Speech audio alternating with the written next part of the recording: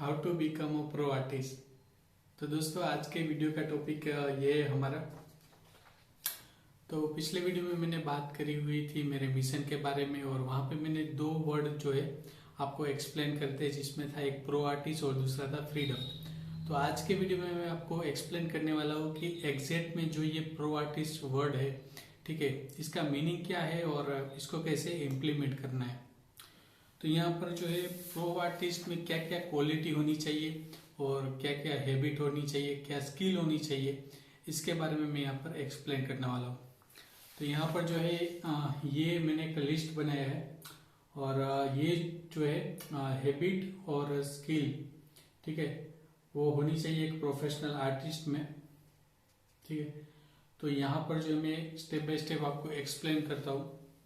पहले तो जो है अभी के जो भी वीडियोस आएंगे उसमें आप जो है थोड़ी एक अपनी और एक हैबिट डालिए, जिसमें जो है आप नोट्स वगैरह बनाते जाइए वीडियो को देख के, क्योंकि यहाँ पर बहुत इंपॉर्टेंट चीज़ें मैं शेयर कर रहा हूँ, और जो भी मैं यहाँ पर आपको शेयर कर रहा हूँ वो मैं खुद के एक्सपीरियंस के ऊपर से शेयर कर रहा हूँ। जो भी मुझे लगता है कि एक प्रोफेशनल आर्टिस्ट बनने में क्या क्या चीज़ें रिक्वायर होती है और क्या क्वालिटी होनी चाहिए एक प्रोफेशनल आर्टिस्ट में, तो वो यहाँ पर मैं एक्सप्लेन कर रहा हूँ। तो सबसे पहले जो है यहाँ पर जो है स्किल और मैं हैबिट की जो बात कर रहा था एक प्रोफेशनल आर्टिस्ट में होनी चाहिए। तो सबसे पहले आर्टिस्ट को जो है जो भी चीज़ कर रहा हो उसका इन डेप्थ नॉलेज होना चाहिए, ठीक है। यहाँ पर इन डेप्थ नॉलेज सबसे पहला पॉइंट है। तो इसके लिए क्या, ठीक है, करना होगा आपको। अगर आप एक अच्छे ग्राफिक डिजाइनर बनना चाहते हो तो इन डेप्थ नॉलेज आपको ग्राफिक डिजाइन का होना चाहिए। 3D आर्टिस्ट बनना चाहते हो तो 3D का जो है इन डेप्थ नॉलेज होना चाहिए। ये जो है सबसे पहली रिक्वायरमेंट होती है एक अच्छे आर्टिस्ट की। तो ये चीजें होगी स्टेप बाय स्टेप प्रैक्टिस करने से, हर दिन नया सीखते रहने से, और प्रैक्टिकली इम्प्लीमेंट करके काम करने से। तो जैसे आप करते जाओगे तो इसमें आपकी इन डेप्थ नॉलेज बढ़ती जाएगी हर एक चीजों में। नेक्स्ट जो आता है वो है अंडरस्टैंड रिक्वायरमेंट, ये वाला अंडरस्टैंड रिक्वायरमेंट्स, ठीक है। तो मैंने काफ़ी जो है लोगों को देखा है कि वो क्लाइंट की या फिर अपने जो भी जॉब है उसकी रिक्वायरमेंट को अच्छे से समझ नहीं पाते हैं, और उसके कारण उतना ग्रो नहीं कर पाते हैं। जब भी हमारे पास कोई प्रोजेक्ट आता है या फिर कहीं पर आप जॉब कर रहे हो, वहाँ पे आपको कोई वर्क मिलता है, तो उनकी रिक्वायरमेंट क्या है वो अच्छे से समझना बहुत ज़रूरी होता है। जब आप अच्छे से सारी चीज़ों को समझने लगे, सबसे पहले सुनो वो लोग क्या बता रहे हैं, फिर आपको मन में कोई डाउट है तो उनसे एक्सप्लेन करो कि मुझे थोड़ी चीज़ें आपकी समझ में नहीं आ रही, मुझे उसके बारे में इन डेप्थ थोड़ा बताओ। और जब भी वो कुछ बता रहे हैं या फिर आपको कोई वर्क मिल रहा है जॉब पे भी, अगर आपको कोई वर्क दे रहा है तो आप थोड़ा नोट बना लीजिए उसका, ठीक है, कि इनकी रिक्वायरमेंट क्या है। क्योंकि कभी भी क्या होता है कि हम समझने लगते हैं तो एक साथ कभी क्लाइंट या फिर हमारा जो भी जहाँ पे जॉब कर रहे हैं जो भी हमारा टीम लीडर है वगैरह समझाता है हमें, तो हम थोड़ा बहुत वहाँ तभी के टाइम हमें याद रह जाता है, बट जब हम वर्क करने लगते हैं तो एक आध दो चीज़ें जो है छूट जाती है। तो ऐसा ना हो, इसलिए आपको जो है सबसे पहले क्लाइंट की या फिर जहाँ पर जॉब कर रहे हो उन लोगों की रिक्वायरमेंट को समझना है, और फिर आगे जाके आपको उसको इम्प्लीमेंट करना है। फिर जो नेक्स्ट स्टेप आता है वो है यहाँ पर विजुअलाइजेशन एंड क्रिएटिविटी, ठीक है। तो ये वाला पॉइंट भी आप जरूर ध्यान में रखिए। अभी आपके पास लिस्ट किया हुआ है क्लाइंट की रिक्वायरमेंट का, तो उसके मुताबिक जो है उनकी जो भी रिक्वायरमेंट है उसके मुताबिक आपको थोड़ा विजुअलाइज करना होगा कि आप क्या क्रिएट कर सकते हो उनके लिए, और अपनी खुद की क्रिएटिविटी लगानी होगी। और ये करने के बाद आपको अपना वर्क स्टार्ट करना है, और जैसे ही वर्क स्टार्ट करोगे थोड़ा थोड़ा उनको जो भी कर रहे हो उसको जो है उनसे शेयर किया कीजिए। ऐसा मत कीजिए कि पूरा बन गया और उसके बाद आप क्लाइंट को दिखा रहे हो। तो इससे क्या होगा कि उनका जो है उनके माइंड में जो भी विजुअलाइजेशन है, ऐसा हम किसी के माइंड को पढ़ तो नहीं सकते, ठीक है, क्लाइंट की या फिर जहाँ पर भी आप जॉब कर रहे हो, तो वहाँ पर उनकी रिक्वायरमेंट क्या है वो हम पढ़ नहीं सकते या फिर कॉपी नहीं कर सकते, या फिर हम उसको मतलब ऐसे ही जान नहीं सकते। इसलिए आपने जो भी विजुअलाइज किया है वो थोड़ा थोड़ा क्रिएट करके उनको बताते जाओ, तो उनकी क्या रिक्वायरमेंट थी, उनका जो है क्या पर्पज था चीज़ों को करवाने का, वो वहाँ पे वो जो है बताते जाएंगे। और हो सकता है आपने जो विजुअलाइज किया हो वही उनके माइंड में हो, तो एक फर्स्ट अटेम्प्ट में ही जो है आपका वर्क अप्रूव हो सकता है। एंड पूरा जो है कभी भी बना के मत दिखाओ, पहले थोड़ा थोड़ा 10% 20% कंप्लीट होते होते उनको जो है एक्सप्लेन करते जाओ, दिखाते जाओ। एंड देन एक्सप्लेन करने की बात आई तो वो एक नेक्स्ट पॉइंट आगे आने वाला है। उसके बाद का जो पॉइंट है वो भी जो है बहुत इंपॉर्टेंट है। जैसे मैंने आपसे बोला कि यहाँ पर नेक्स्ट जो है वो है कम्युनिकेशन एंड प्रेजेंटेशन, ठीक है। तो इसका मेन जो है पर्पस ये है कम्युनिकेशन एंड प्रेजेंटेशन का, कि जो भी आप बना रहे हो, ठीक है, उसको मतलब मैंने जैसे बोला 10% आप या 20% कंप्लीट करके दिखाओ। इसका मतलब ये नहीं कि उनके माइंड में और कंफ्यूजन बढ़ जाए कि आप क्या बना रहे हो। प्रेजेंट इस तरह से करना है, साथ में जो भी आपने क्रिएट करा है उसका आप एक तो जो है एक वर्ड डॉक्यूमेंट बना सकते हो और वहां पे आप एक्सप्लेन कर दो। इमेज है तो इमेज जो भी आपने बनाई है उसके नीचे डिटेल में लिखो कि आपका ये कलर चूज करने का पर्पस क्या है, ये साइज रखने का पर्पस क्या है, या फिर अगर एनिमेशन बना रहे हो तो इस टाइप का एनिमेशन क्यों बना रहे हो, थोड़ा ब्रीफ लिख दो, ठीक है।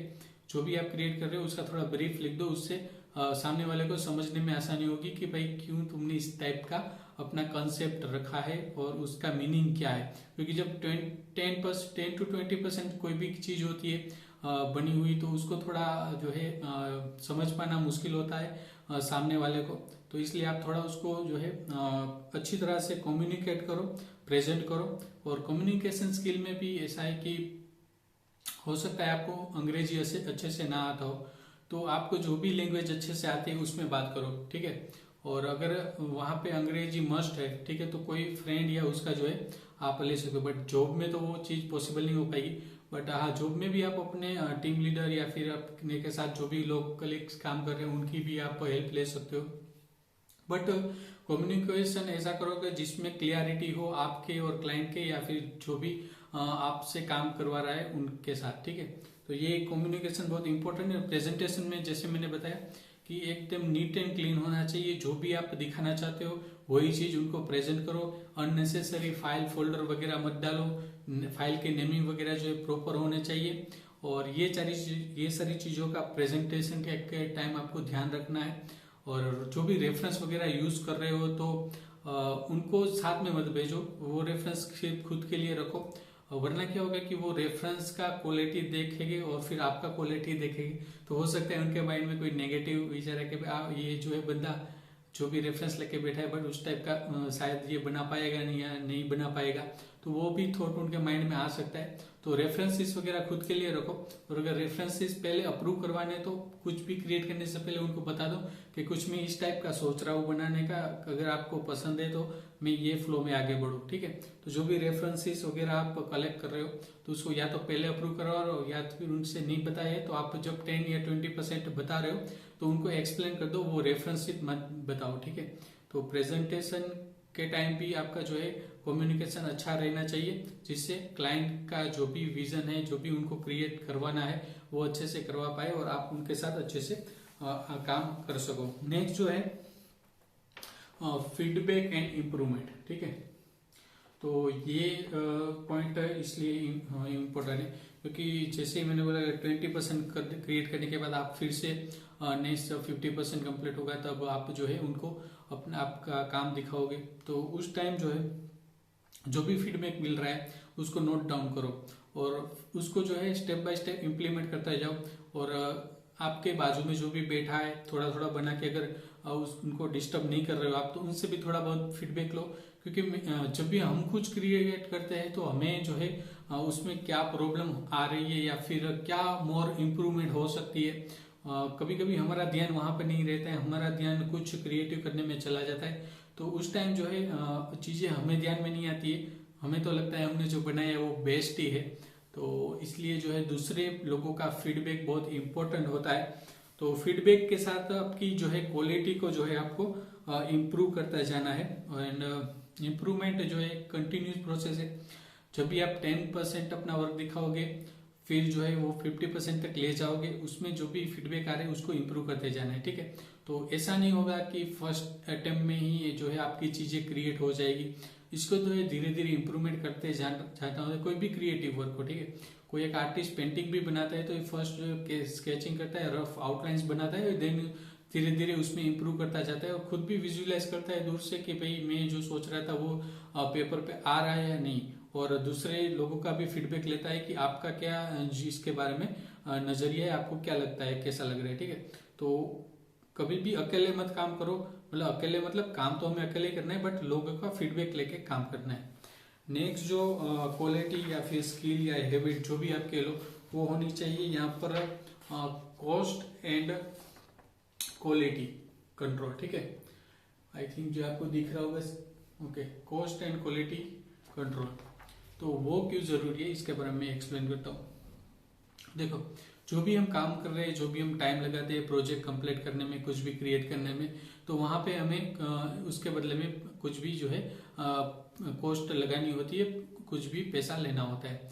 तो इम्पोर्टेंट ये है कि जब भी हम प्रोजेक्ट कोई डिसाइड करें तो उसके साथ उसका थोड़ा बहुत रफ टाइमिंग के साथ आपकी एफर्ट और वगैरह जो भी आपको रिसर्च करने की, कुछ नया सीखने की जरूरत पड़ रही है या फिर कोई रिसोर्सेज उसके लिए बाय करने पड़ रहे हैं, तो सारी चीजों का जो है कॉस्टिंग लगा के आपको एक फाइनल प्राइस डिसाइड करनी होती है। देन उसके बाद जो है आपको काम करना शुरू करना होता है। अभी उस टाइम बहुत इंपॉर्टेंट है कि आपने जो भी टाइम और प्राइस तय की है उसके मुताबिक क्वालिटी रखनी है। ठीक है, कभी कभी क्या होता है कि कुछ मैंने देखा यूट्यूब पे, जब हम खास करके काम करते हैं तो हमारी जो चैनल होती है तो वहाँ पे एक टाइम होता है पीरियड, 1 वीक में एक वीडियो कंप्लीट होना चाहिए तो होना चाहिए। ठीक है, क्योंकि हमें टाइम टू टाइम अपलोड करने हैं वीडियो, तो उस टाइम जो है इंपॉर्टेंट ये रहता है कि वो 1 वीक में खत्म हो जाए। अगर हम जो है उसमें ज्यादा टाइम लगाएंगे और ज्यादा क्रिएटिविटी और क्वालिटी के पीछे लग जाएंगे तो टाइम टू टाइम डिलीवर नहीं कर पाएंगे।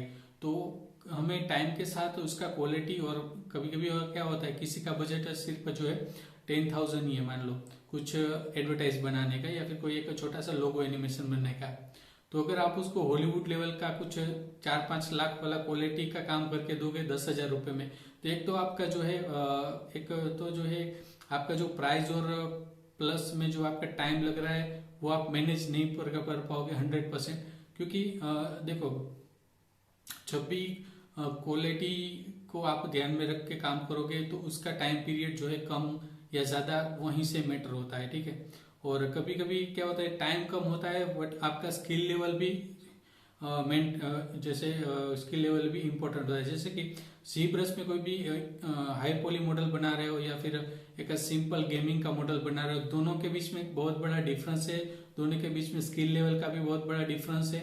तो वहां पे जो है चार्ज जो भी जी ब्रश में ज्यादा क्वालिटी वाला जो कैरेक्टर बन रहा है उसको ज्यादा पे चार्ज लेना चाहिए, जो एक सिंपल गेमिंग मॉडल बना रहा है तो उसको जो है कम चार्ज लेना चाहिए। ठीक है, तो यहाँ पर जो है टाइम भी उसका ज्यादा लगने वाला है जी ब्रश वाले का, और यहाँ पर जो है गेमिंग का छोटा सा लो पॉली मॉडल बनाने का कम टाइम लग रहा है। तो ये चीजों का जो है कंपैरिजन आपको करके जो है टाइम और पैसा जो है आपको लेना है क्लाइंट से, जिससे क्लाइंट भी जो है एक बात समझ पाएगा कि भाई इसने टाइम लगाया जो भी, और उसका जो भी क्वालिटी है उसके अकॉर्डिंग, और जो भी वो सॉफ्टवेयर जो भी स्किल लगा रहा है उसके अकॉर्डिंग ये प्राइस और टाइम सही है। और जिस बंदे ने ज्यादा चार्ज किया उसका जो है स्किल लेवल, उसका जो है सॉफ्टवेयर जो यूज कर रहा है वो, उसका जो टाइम लगा है और जो भी क्रिएट किया है उसने, उसका क्वालिटी के हिसाब से उसका प्राइस सही है। ठीक है, तो कैरेक्टर जो है आप लो कॉस्ट से लेकर हाई कॉस्ट तक भी बना सकते हो, वैसे ही लोगो जो है एकदम जो है नॉर्मल प्राइस से लेके एकदम हाई प्राइस तक भी होते हैं। ठीक है, तो ये सारी चीजें क्वालिटी, टाइम, स्किल और ये सब मिला के जो है डिसाइड किया जाता है। तो कॉस्ट हमेशा और क्वालिटी, कॉस्ट और क्वालिटी को जो है ध्यान में रख के काम करना होता है। नेक्स्ट जो पॉइंट है मेरे हिसाब से, चीजों को जो है ऑन टाइम करने की हैबिट डालें। ठीक है, जो भी आप कमिटमेंट दे रहे हो कि भाई इतने टाइम में हम प्रोजेक्ट करके देंगे, तो एक हैबिट डालो कि आप वही टाइम पे वो चीजें करके दे पाओ। क्योंकि मैं हैबिट इसलिए बोल रहा हूँ क्योंकि 1-2 प्रोजेक्ट हो सकता है टाइम पे कर दो, फिर जो है आपकी एक हैबिट खराब हो जाए। और ये हैबिट ऐसी है कि एक बार आपको लग गया कि टाइम टू टाइम देना है और एक बार आप उसमें सेट हो गए तो फिर जो है आप सारे प्रोजेक्ट अच्छे से टाइम टू टाइम डिलीवर करोगे। बट एक बार जो है आपकी आदत खराब होगी और 1-2 प्रोजेक्ट में आप सही टाइम पे सही चीजें नहीं कर पाए तो फिर वो जो है हैबिट बिगड़ती जाती है। तो जो है आपको आदतें अच्छी लगानी है जिसमें आपको टाइम टू टाइम चीजों को डिलीवर करना है।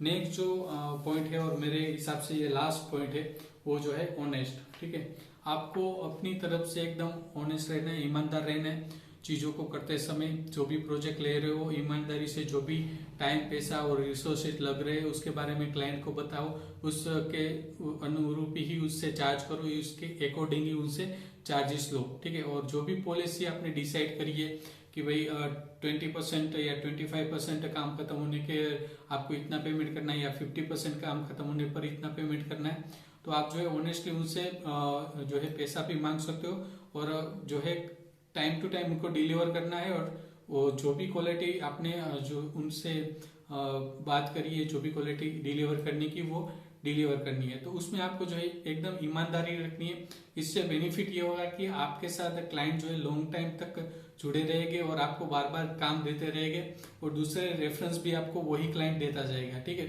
तो ये जो मैंने आपको पॉइंट्स यहाँ पर बताए, ठीक है, अगर आप इन पॉइंट्स को जो है अपनी हैबिट और स्किल में कन्वर्ट करते हो तो आई थिंक जो है आप एक प्रो आर्टिस्ट कहला सकते हो, एक अपने आप को प्रो आर्टिस्ट बोल सकते हो। ठीक है, तो मैं इन्हीं हैबिट्स और स्किल पर काम करता रहता हूँ, और ये चीजें ऐसा नहीं है कि आज मैंने डेवलप की तो मुझे साल भर या लाइफ टाइम चलेगी। ये जो है डे टू डे प्रैक्टिस है, इसको छोड़ना नहीं है, इसको हमें ध्यान में रख के काम करते रहना है, और एक अच्छा प्रो आर्टिस्ट बन के इस इंडस्ट्री में अपना जो है एक देखो, जब भी आप अपना एक प्रो आर्टिस्ट के रूप में अपना क्या बोलते हैं,